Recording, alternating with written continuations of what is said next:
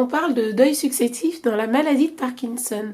En quoi cela peut-il faire souffrir différemment d'un deuil définitif? Les deuils successifs, ce sont les deuils qui interviennent lorsque l'on se rend compte que progressivement, des choses qui étaient possibles ne le sont plus. Et donc c'est un renoncement sur les gestes du quotidien qui nous rappelle en permanence que la maladie est là et qu'elle évolue. Je ne sais pas si c'est à comparer avec un deuil définitif. Le deuil définitif, c'est lorsque l'on annonce la maladie. Là, effectivement, on sait que on doit s'attendre à quelque chose qui fera qu'on ne sera plus jamais comme avant. Mais cette maladie, qui était une maladie neuroévolutive, nous ramène régulièrement à ce constat que la maladie gagne, et gagne du terrain, et nous empêche de devenir ce que nous aurions aimé être. Donc on a une contrainte qui est celle de la maladie, et qui nous plonge parfois dans des abîmes d'angoisse, parce qu'on se rend compte que les choses ne sont plus possibles. Non, le côté évolutif de la maladie, du coup, est très présent. Dans ce cas-là, quelle valeur on apporte à une aide psychologique qui est ponctuelle, qui est à un instant T? Alors, au départ, on pense, comme le gamin qui tombe de vélo et qui se dit même pas mal, on pense qu'on peut se débrouiller seul face à la maladie qui gagne. Et puis, progressivement, on se rend compte qu'on a du mal à s'en sortir, que le sentiment dépressif peut apparaître. Et donc, une aide peut être utile pour faire le pas, pour analyser ce que l'on ressent, pour mettre des mots sur ce que l'on vit, et petit à petit dépasser cette épreuve qui rend complexe la situation. Je prends un exemple. Moi j'ai une difficulté terrible maintenant à écrire.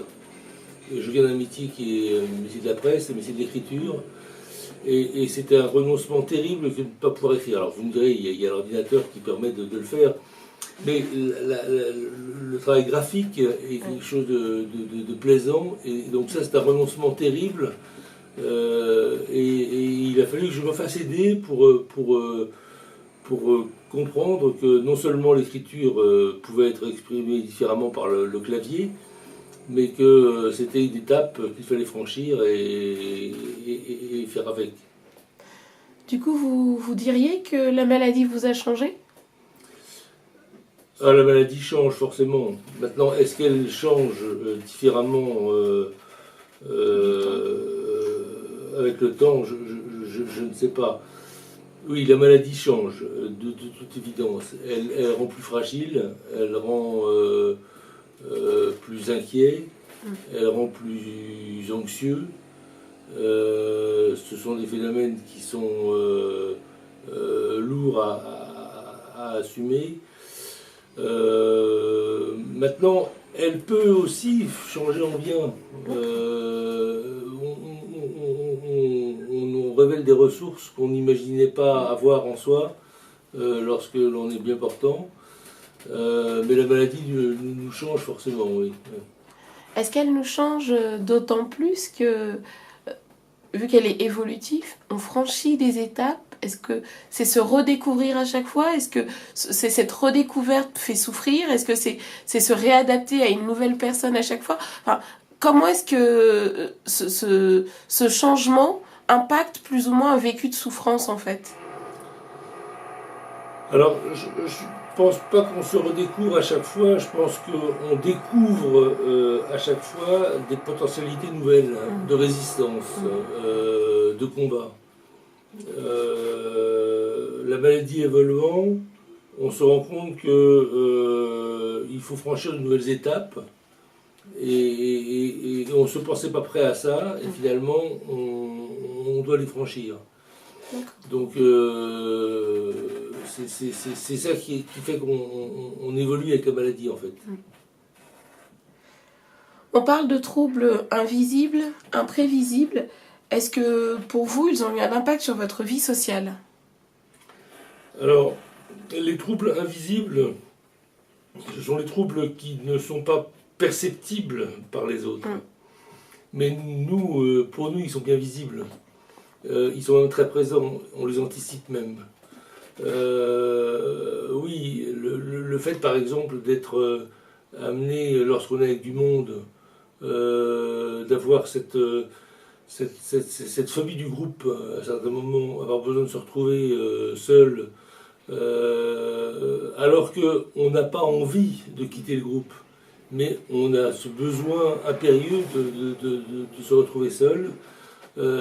Ça change de comportement, ça change le regard que les autres ont sur vous aussi, parce qu'ils peuvent considérer que vous faites la tête, ou vous êtes devenu associable, ce qui n'est pas vraiment le cas, mais c'est un besoin de se retrouver soi-même, de se ressourcer, de se reposer soi-même, et donc ça c'est ce qui est plus délicat. Et puis il y a d'autres signes qui sont non visibles, la fatigue. Le fait de ne pas pouvoir assumer des tâches quotidiennes simplement à cause de la fatigue. Ça, c'est pareil, c'est pas perceptible par les autres. Et est-ce que justement, on arrive à le faire comprendre aux autres? Est-ce qu'on arrive à leur faire entendre, à leur faire percevoir des choses qui ne sont pas visibles à leurs yeux? Je crois que c'est en parlant.